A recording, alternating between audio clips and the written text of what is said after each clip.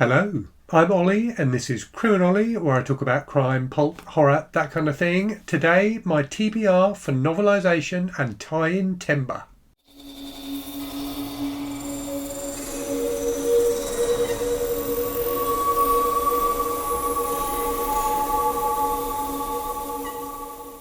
So if you don't know, Novelisation and Tie-in Timber is a reading event taking place in November that is dedicated to reading novelisations and tie-in books.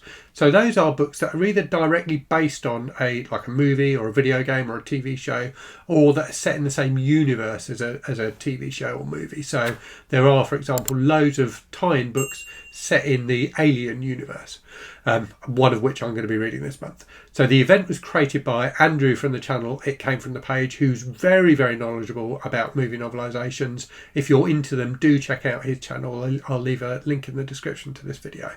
So I am a huge fan of movie novelisations and have been for decades. I consider them to be an important part of my grounding as a reader. So I grew up in the 80s.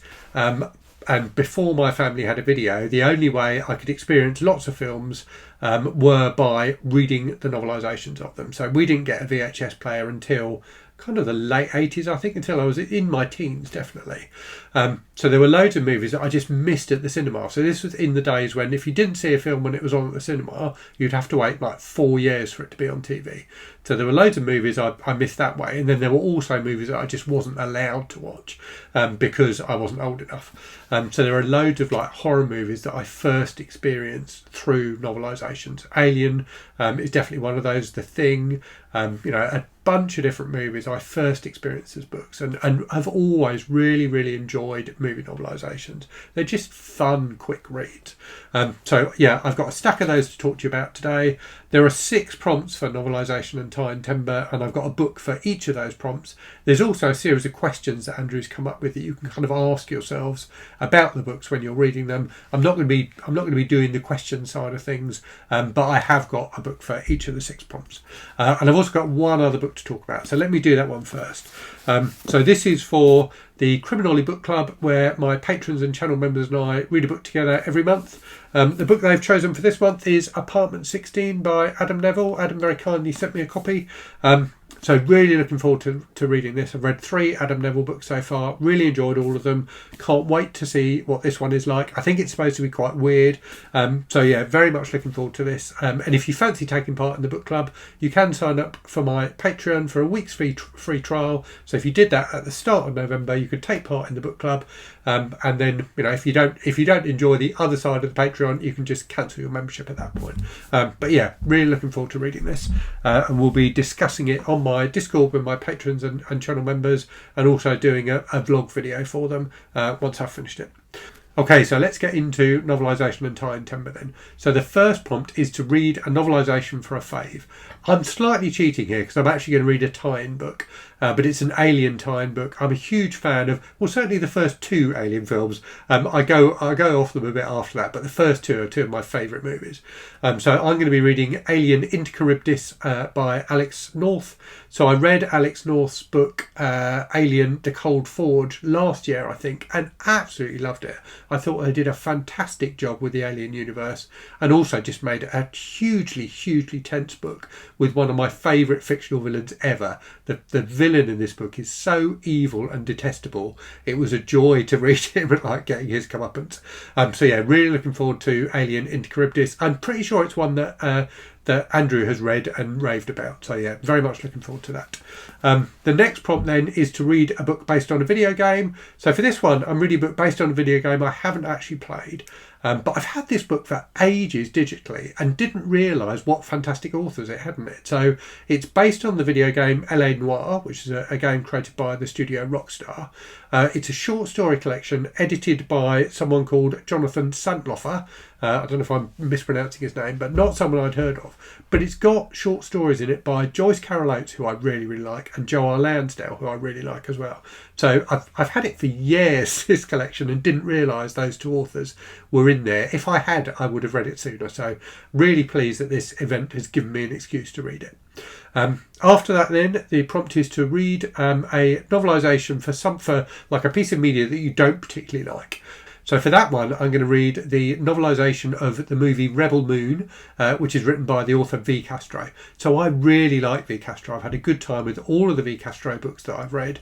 I don't particularly like Rebel Moon. I thought it was okay. So if you don't know, it's a Netflix movie directed by Zack Snyder.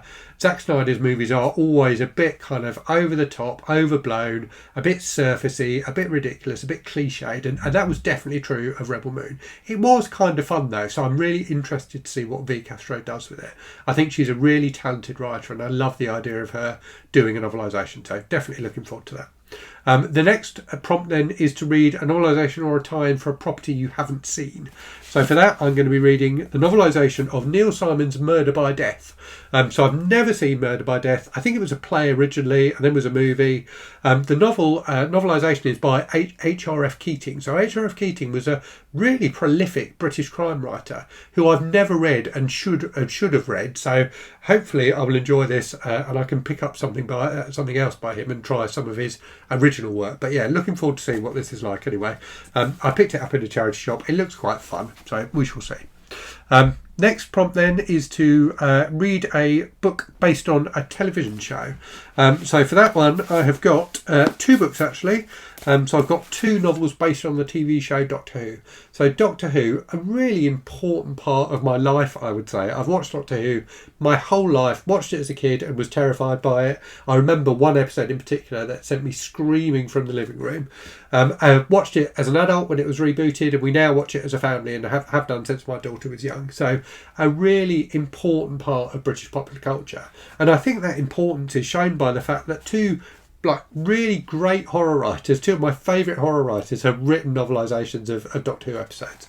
So here I've got Space Babies by Alison Rumfitt, who's a really interesting new British horror writer, writes really disturbing horror. So very interested to see what she does with Space Babies, which was at times a very silly episode of Doctor Who.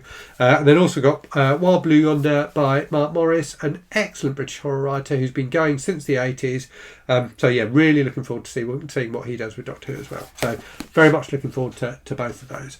And then finally, the last prompt is to read a book based on a tabletop game. So for that, I've got Dark Future by Jack Yeovil.